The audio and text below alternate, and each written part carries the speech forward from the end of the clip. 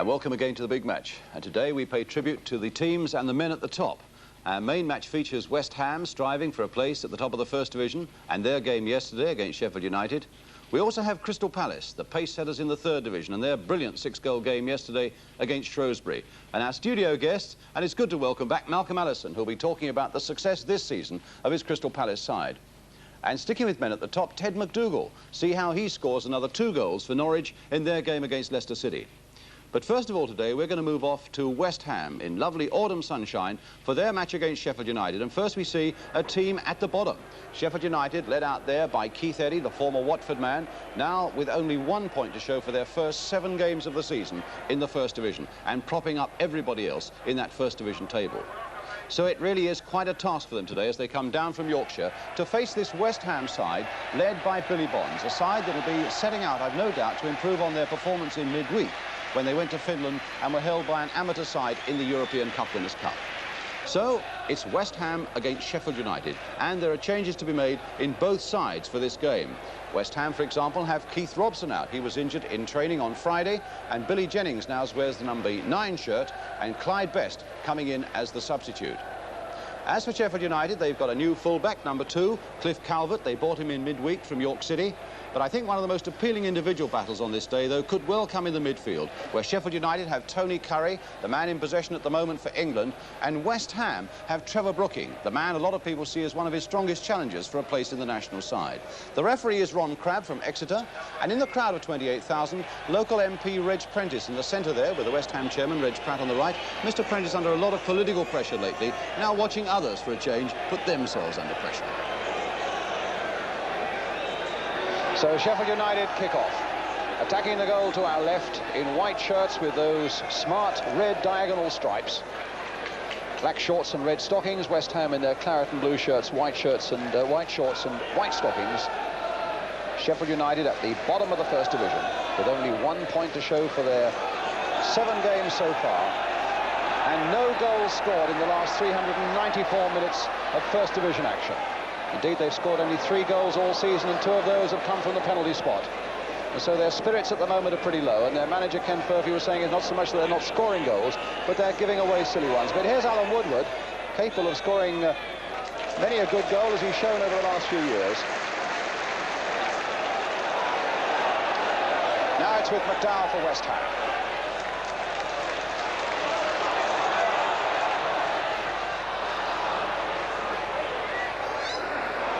And in the end, Bradford comes away with it. Here's Woodward now. Really attacking Lampard. And he's got quite a crack on him. A throw to Sheffield United.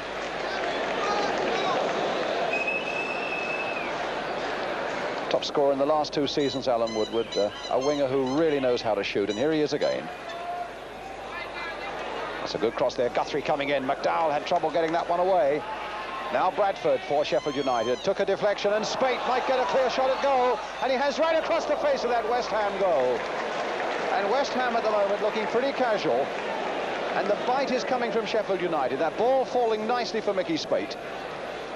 Didn't really catch it quite properly, and it's spun across the West Ham goal and behind.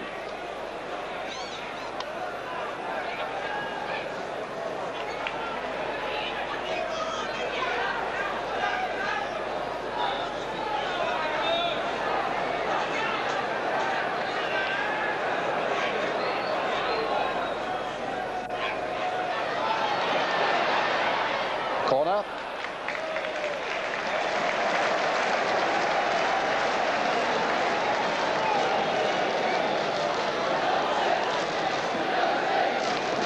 Brooking will take. Tommy Taylor's come up for it. Billy Bonds is on the edge of the 6-yard area. Brooking swinging it in again. Tommy Taylor there with a header. And Cahoon hardly knew what to do with it, but somehow it struck him and eventually got away. Taylor with a good, clear, free header there. And for a moment or two, Sheffield United looked to be in serious trouble. Now it's Woodward for Sheffield United. Again, taking on Lampard. Trying to get past him on the outside. And in fact, it was a good piece of defence by Lampard on the corner to Sheffield United. And corners are the speciality of Alan Woodward. The number of goals that have resulted from corners by him really amount to something over the last few years. And Guthrie got up to that one. Cahoon, or rather Flynn. And now Calvert with a chance maybe. Curry turning it on again. And McDowell got it away to Billy Jennings. Now with Brooking. Crowd wanting a bit of action after something like a quarter of an hour of quite uncoordinated football. And there's a nice little cross there by Brooking, which Taylor very nearly met to great advantage. Lovely curling cross, and Taylor almost got to it. In fact, it came off a Sheffield United defender for another corner for West Ham. Again, Billy Bonds is up. Again, Tommy Taylor's coming up, who had a free header at the last corner. Graham Padden will take this one, and McDowell has come in for the short one, which is what he's got. Now it's with Padden.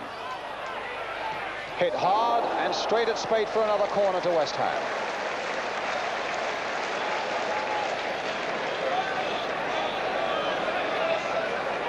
Padden will take it again. Don't think they'll get away with a short one a second time. Again, Bonds is there. Taylor's making a run as well. Bonds going hard towards the near post, but acting as a decoy, and Cahoon under a lot of pressure, and it'll come for Padden again. McDowell playing in the early ball. Chance for one or two of them in there. Pat Holland is one of them, but straight into the arms of Jim Brown.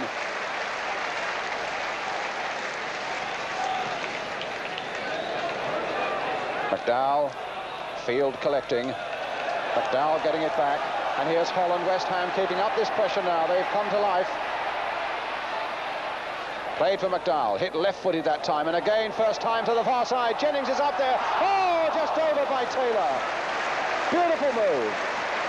The first genuine move of the whole game. And the long cross coming in. Jennings climbing beautifully. And Taylor's reactions very sharp indeed, but it was just too high.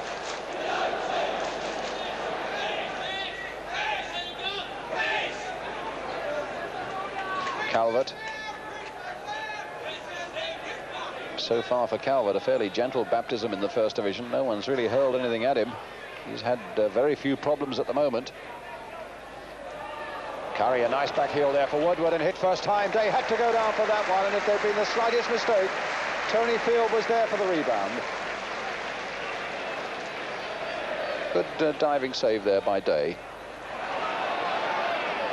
Flynn's header. It is pass. Here's Curry.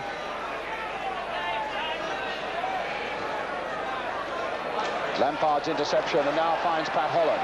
This might open up something for West Ham. On to Trevor Brooking now.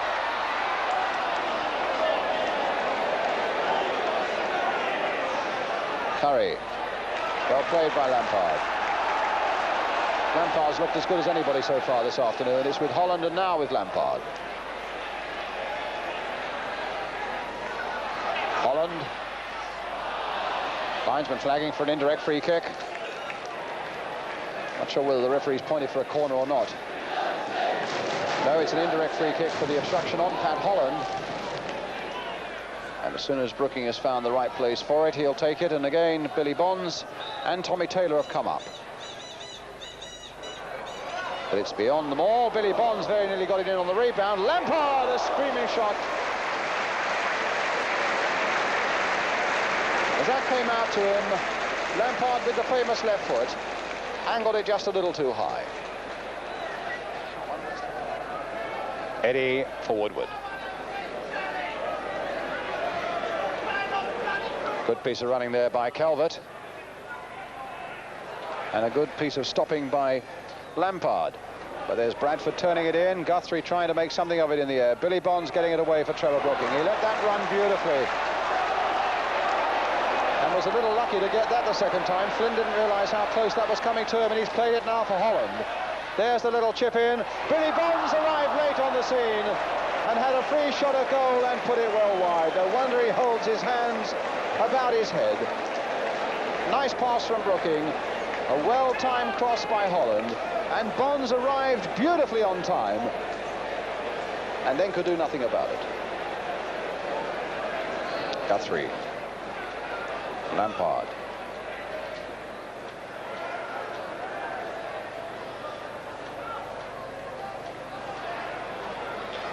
Cahoon. Fairly strong old challenge there. And a free kick to Sheffield United.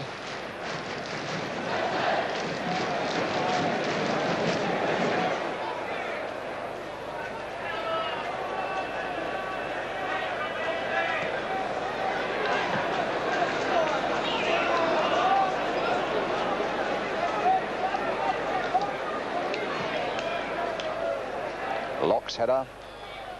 Padden to Jennings. Now Bonds. Now McDowell.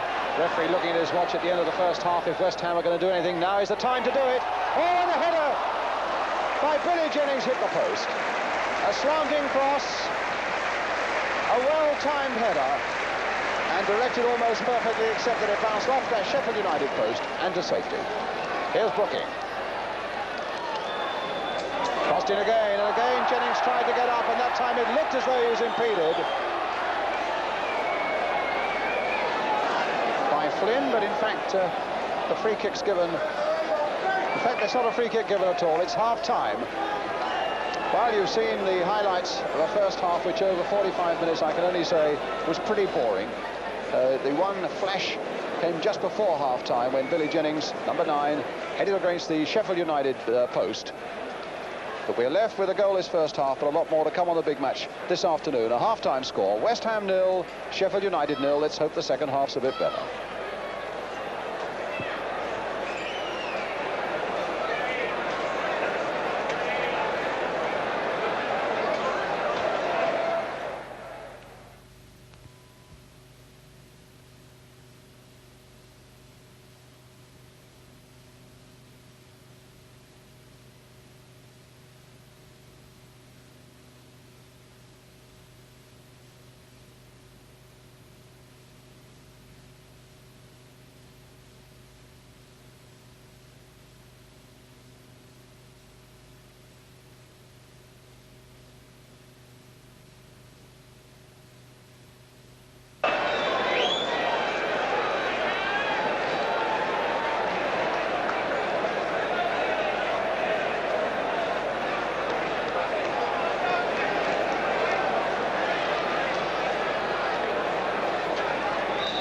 Back to Upton Park then. West Ham now attacking the goal to our left, and let's hope for better things in this second half. It's Lampard. Sheffield United had a bit of a jinx on West Ham last season. They won here by 2-1 and by 3-2 up at Bramall Lane, completing a double over West Ham. Bradford. Certainly at the moment they don't look to be in considerable danger of losing here, although they are bottom in the table. West Ham have played one or two good breaks in the first half without ever really showing the real form that you would expect to find from a side second in the First Division. Maybe the second half will be a different story, though. Here's Tony Field for Sheffield United, trying to get round McDowell. McDowell stuck to him well. It's a goal kick.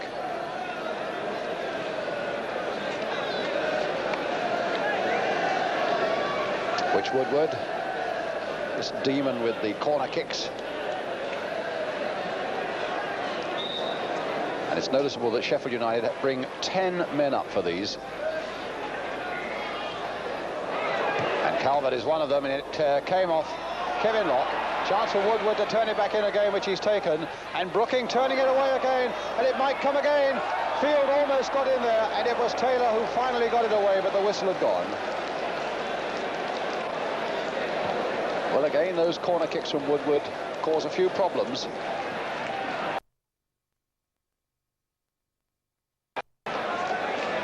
Good throw there by Day, chested down by Holland for McDowell. Brooking. Holland making a good run, and Brooking very nearly found him. The feet were high there. And a free kick given to West Ham. Actually, that looks 6 of one, half dozen the other, because McDowell's feet were certainly high as well, but it was Eddie's, I think, that made contact with the West Ham number 2. Outside the box, said the referee. And a free kick to West Ham. Well, you might wonder where the ball is. The ball is in the back of the net. Billy Jennings had to go and collect it. So now Brooking, Padden and McDowell are over this ball. 3 men in the Sheffield United wall. Played for Padden. Hit well. Minimum of back lift there as Brooking played that ball short for Padden, but straight at Brown. Spate keeping it in play. Here's Tommy Taylor. Now Kevin Locke. Certainly West Ham won't want to drop a home point to keep up their challenge at the top of the First Division. Bonds to Taylor. Locke. Jennings letting it run well. Yes, obstructed by Calvert, a free kick to West Ham.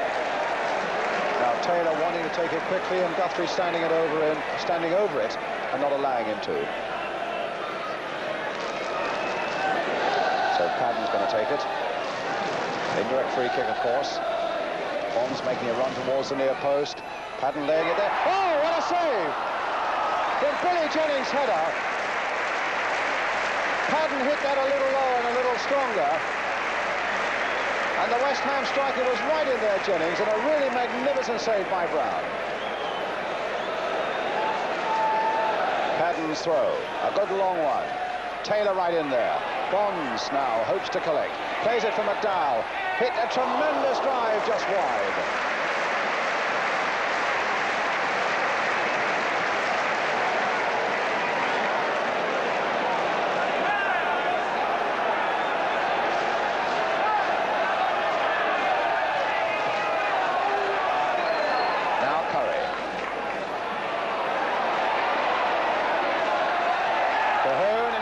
Straight to Alan Taylor, now to Billy Jennings, onside, played onside by Eddie, and he's hit it wide. Eddie absolutely furious, you can see, just going out of the picture there.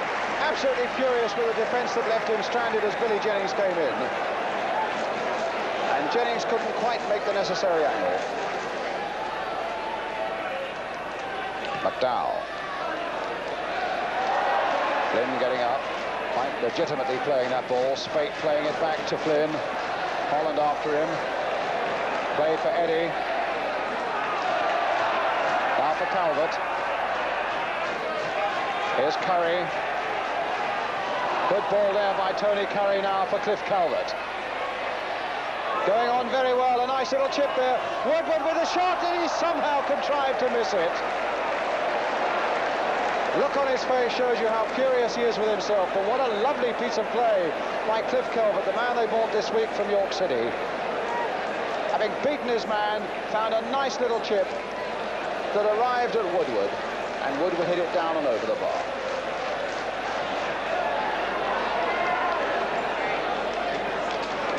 McDowell. On for Brooking. Hit it straight at Eddie. Brooking going on, though. And a corner given. Linesman and referee both agreeing. Sheffield United defenders not quite so sure, but the corner will be taken by Trevor Brooking. It's in there again. Billy Bonds. With Keith Eddy, the number 4 for Sheffield United, keeping a pretty close watch on him as well. So Brooking with the corner for West Ham. It was Kevin Locke who got right in there. Billy Bonds getting in there. And Spate getting it away for Sheffield United. McDowell playing it for Lampard. Bonds is all right, he's onside. Nodded in again towards Holland.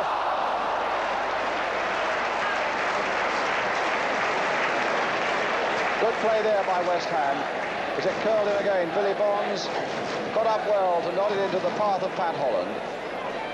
And he couldn't quite get on the target. Tony Field up there for Sheffield United. And now Guthrie.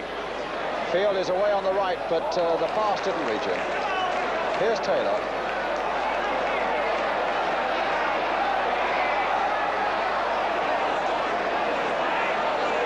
Bonds. Now Lampard.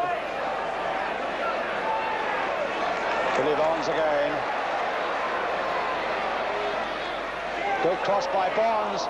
Brooking trying to hit it in there again. And Taylor!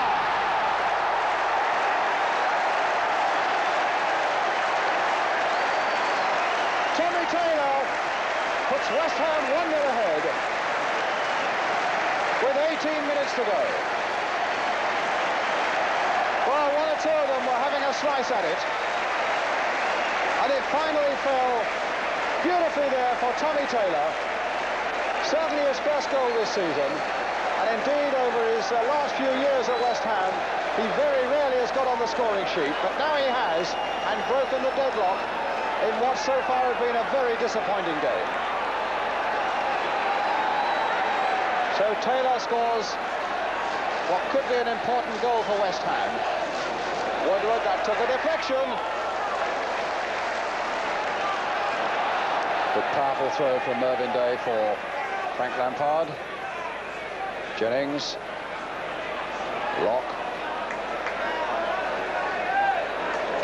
Nicely played ball there by Locke for McDowell.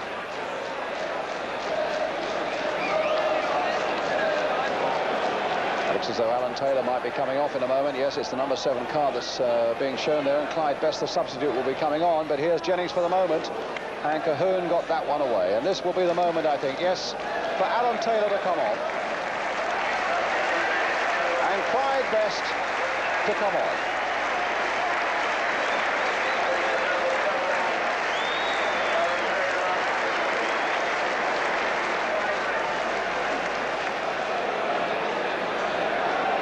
Best. Now Bradford. Best really chasing after that ball, but it's with Woodward. Oh, that took a bobble.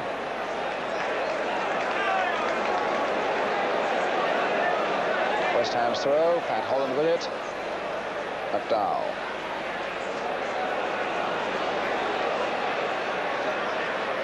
Brooking. McDowell.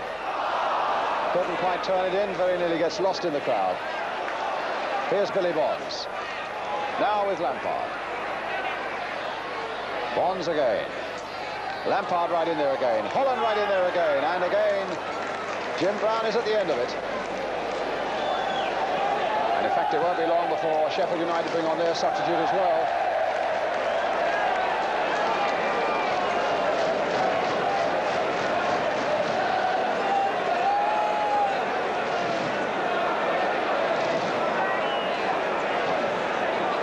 Padden, yes, David Irving, the Sheffield United substitute warming up.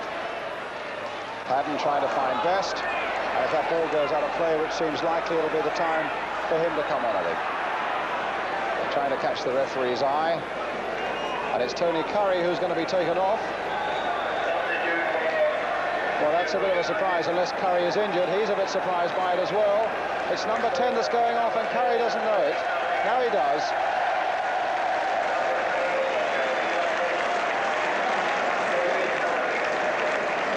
So the England midfield player who was in the match against Switzerland is the man who's called off. And David Irving, on loan from Everton, is the man who comes on.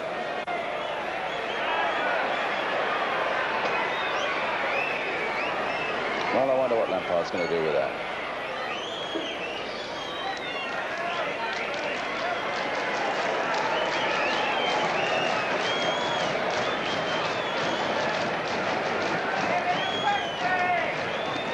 Padden's throw. Best with the header. And Cahoon quite content to tuck it behind for another corner.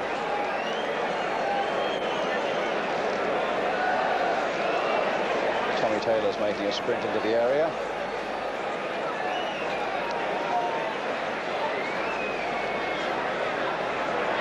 And Brooking will curl another in-swinger. A little chip there towards the near post, in fact. It'll come to him again, with time this time to measure up the cross. A deeper one. Towards Clyde Best. In with the header. And into the goal. Clyde Best is the scorer.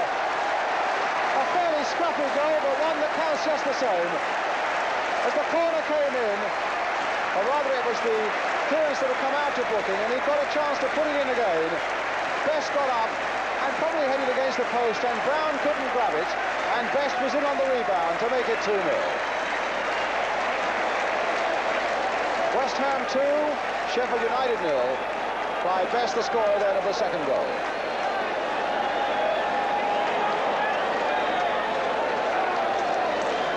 Now with just 2 minutes to go.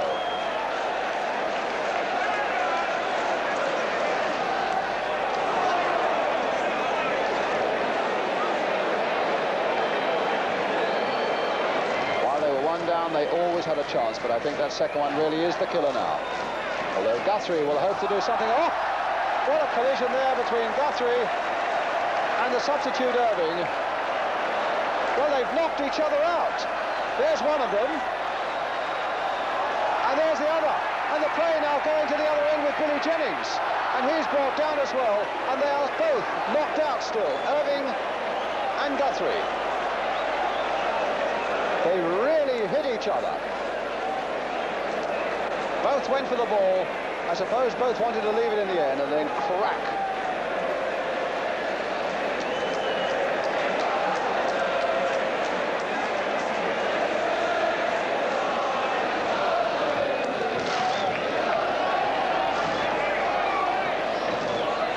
And there goes the final whistle. An undistinguished afternoon, but 2 very valuable points for West Ham as they keep their chase towards the top place in the First Division. Tommy Taylor scoring one of his rare goals that broke the deadlock of what looked to becoming a very boring game indeed. And then just 4 minutes from the end, Clyde Best coming on as a substitute, getting one from close in, which leaves us as the teams go off the field with a final scoreline at Upton Park. West Ham 2, Sheffield United 0. Well, you've seen the highlights, but over 90 minutes, it wasn't a particularly good game. But it's something not to play particularly well and take both points, and that's exactly what West Ham did yesterday. And after the game, I spoke to Trevor Brooking and asked him about that below-par West Ham performance. No, Brian, I think it was probably our least impressive performance at home this season. As you say, it was a good result, 2-0, but it wasn't until late in the game that we scored the goals. Possibly we played better in the second half, but as I say, Sheffield weren't playing well themselves, and it's probably a good thing that we met somebody like that today when we probably weren't as sharp as normal ourselves. They played 4-4-2 with an emphasis on defence. Yes, I think when a team comes to Upton Park and does that, really, if you can get an early goal to break them down and force them to come out, I think that makes all the difference. But today, first half, we created a few chances, but never really were on song. It wasn't until really the second half that we looked a better side. Why is that? Was it a hark back to your travels to Finland in midweek, do you think? Possibly. I think last 2 or 3 games we've been a little bit off the boil. I think at Leicester we let 3 goals in the first 20 minutes, although we got the game back. Then at Finland, when everyone expected us to win. And today, although we won, we still didn't play that well. So obviously we have to work hard in training. We've got a hard fixture in the week at Bristol in the League Cup. So if we can get a result there, that perhaps will turn us around again. Some of the elementary things looked a bit off today, even simple things like passing. Now, I know the pitch is a little bit unpredictable, isn't it? Yes, the pitch was redrained during the summer, and I think it's taken a while to recover. It's a little bit bobbly. You know, we go away from home and you can play first-time balls, and I think perhaps here you've just got to give that little extra bit of touch and time. Although, as I say, we played well in the early games this season, so perhaps we can't blame it all on the pitch today. Well, in fact, there were several things that contributed to that rather disappointing match. And one, as Trevor said, was the pitch. We've already mentioned it. West Ham set out in the summer to try and improve their drainage, and they used sand in channels right across the pitch, and I think they were caught out a little bit by the lack of rain. And now it's a surface that hardly encourages the traditional brand of West Ham football. That's a pity. But I suppose in the long term it might be better. But another factor was the refereeing of Ron Crabb. Overall, he had a good match. His control was excellent, though in truth, he was a little too fussy for my taste. But one thing I think we'd like to see all referees do is gamble a little more with the advantage law. It is a delicate law to administer, but if it's done well, it can make such a difference to a game. If only they could delay that whistle for just a fraction of a second to see what develops after it, I'm sure that would help. And we've a couple of excellent examples here where the officials were just a little too quick on the draw. When Mervyn Day takes this goal kick here, you'll see Billy Jennings, a lovely back flick header, but in fact he may well have been pushed just a little bit in the back. But watch the referee at the bottom of the picture. As the Sheffield United defender goes into Billy Jennings, the whistle was already in his mouth. Now, if he delayed that a second or two, Graham Padden could have taken advantage of that situation, which was building up nicely for West Ham. Trevor Brooking was also caught out in the second half. A nice piece of action here in slow motion, in close-up in a moment, of Trevor Brooking getting through a couple of defenders here. But watch the linesman as well. As he's challenged unfairly there, the flag is already up. Now, if that and the whistle had been delayed just a fraction, look what would have happened. Brooking could have well have developed that into a scoring position for West Ham, and there's just a little touch of frustration there on Trevor Brooking. I think the advantage law is something that we could well take up again on this programme, and I'd be very glad to get your views on it. But now we come to our second match, and it's the continuing story of Ted McDougall. He went into yesterday's match with 12 goals to his credit in various competitions this season, and he's helped to make Norwich City a team to fear. Yesterday, Norwich were at home to Leicester City. Anglia's cameras were there. The commentator is Jerry Harrison. Norwich are in the light shirts. McDougall was soon in action. Going towards the near post. Boyer beyond him. This is for McDougall, and down he goes again. It's a penalty. And Sims was lured right into that one. This 18-year-old thrown right in at the deep end. And McDougall pulled a trick on him there. He encouraged him to go for the ball, and he went through the man as well. Down he comes, and Mr. Nippard, his second appeal from the Norwich City players within the first 3 minutes, points straight to the spot. McDougall, the man, of course, who has scored twice already from the penalty spot this season. Is he going to be fit enough to take it? A roar from the crowd acknowledging that he is. So great pressure for Wallington here, who has saved a penalty already this season. Kevin Keegan, when he had to take it twice. But it's McDougall with 12 goals already, and only the 3rd minute.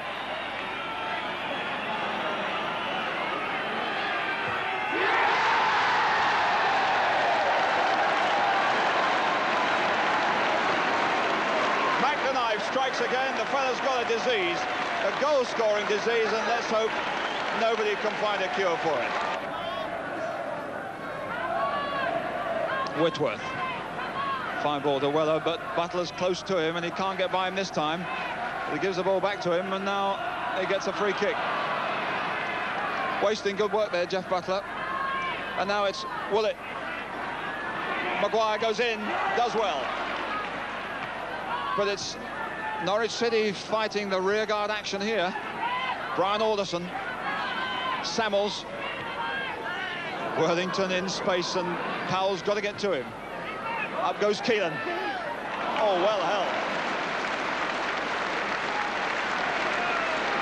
The catch of the match.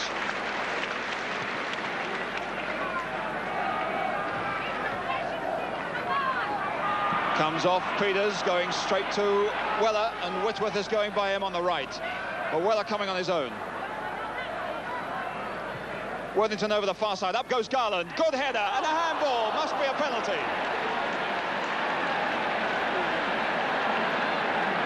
Powell put his hand up, but it was that danger man of the first half, Garland, who did the trick.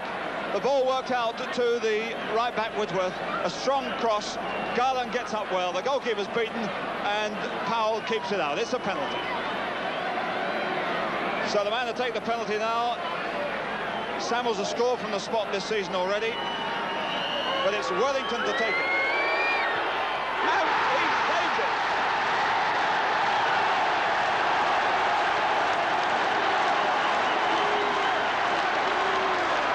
$22,700 delighted supporters, and one player absolutely miserable in the middle there, and that's Frank Worthington, with the ideal opportunity to put his side level in the last 2 minutes, and he muffs it. And we're now on the 90-minute mark, and I think it's all over for Leicester City. McDougall, Wellington, who's had only a couple of saves to make in this game after being most of it. We're into injury time now as McDougall goes forward. Wellington's coming out, and McDougall's going to get another. It's a goal.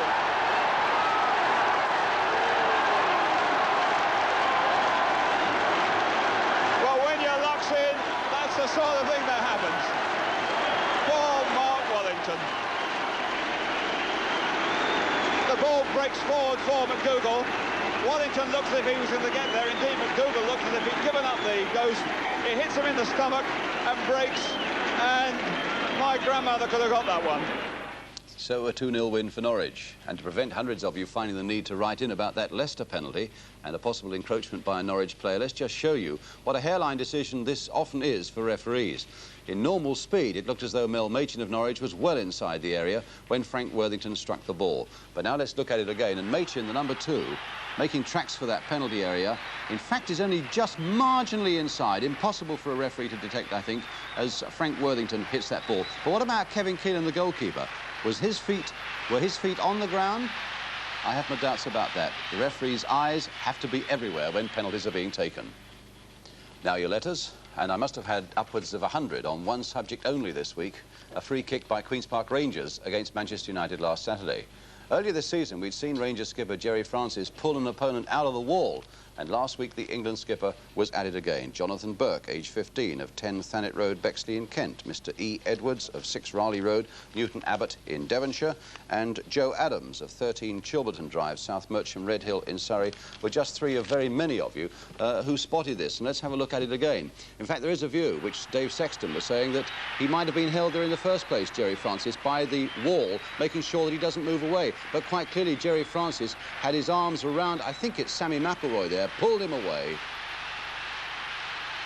and the free kick went wide. That's the second time we've seen Jerry Francis do that this season, and our view, shared by most of the viewers, is I think that it's not a pretty sight by any means, particularly when the England captain's involved. It is a foul, of course, and Jerry, I fancy you've now been well and truly rumbled.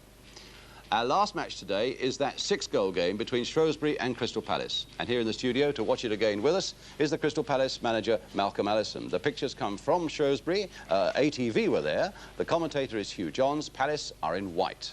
Again from Durban. For Lockwood. Kearney.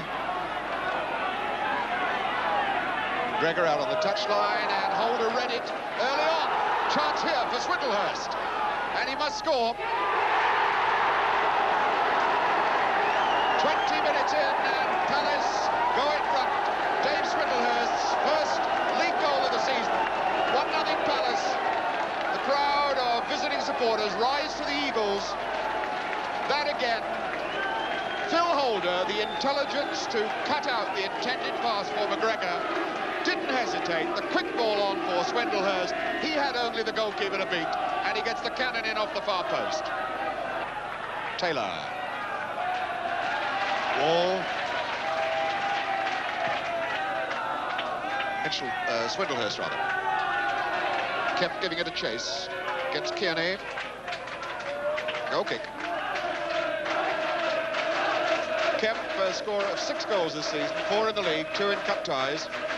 Having come from absolutely nothing, had 1 game at the last game of last season. He's really burst on the scene this time.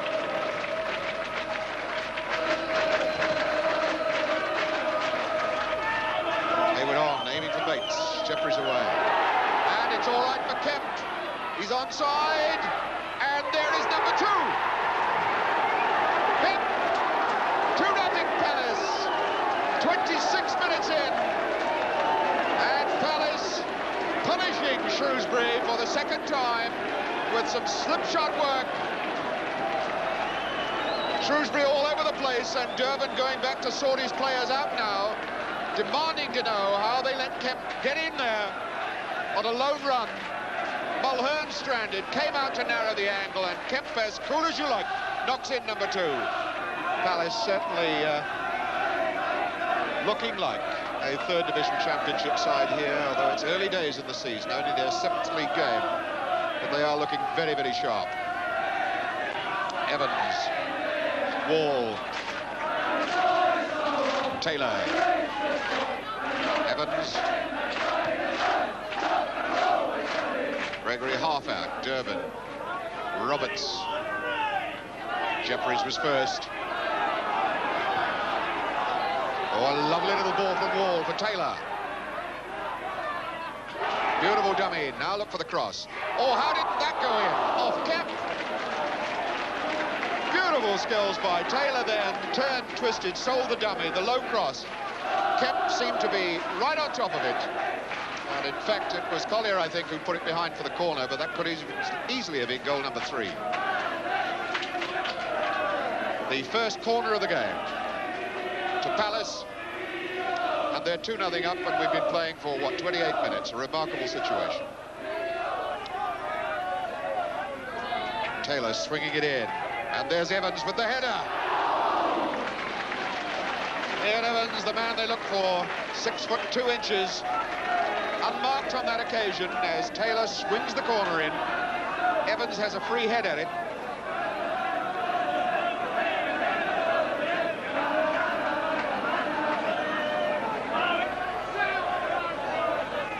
Hitchelwood back for Wall. Holder. Evans. And an own goal by Durban. Palace may claim that one for Ian Evans, but in fact, it's got to be against Durban. The ball might have gone in the net, but as he tried to kick it away, it goes in. Oh, and here we have a complete streak.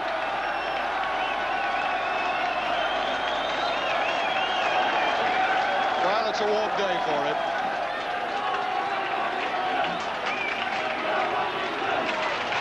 Well, if he does try to escape, it could be very painful for him.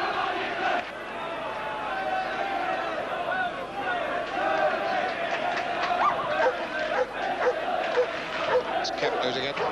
Collier. Hayward being chased by Jeffries. Looking very much as though he used his arms, and indeed it's given.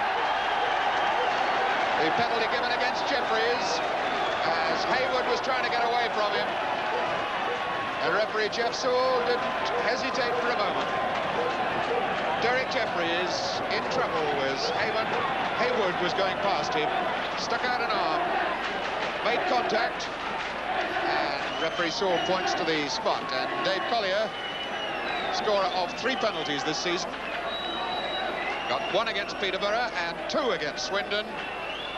Let's see what he does with this one. Sum total of his league career for Dave Collier so far, 4 games and 3 goals, all of them penalties.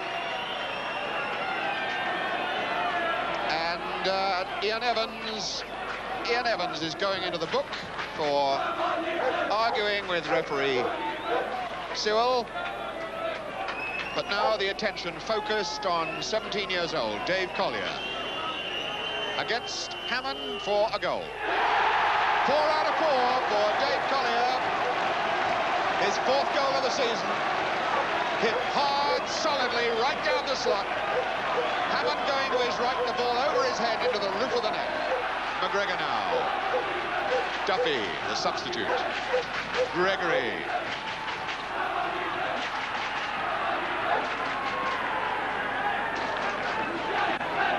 Kearney having to turn it a long way back.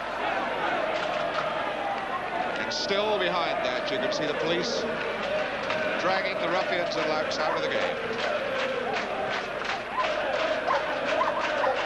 Jeffries against Hayward, missed it. Durban way back then for Roberts. McGregor. Defensive ball, of course.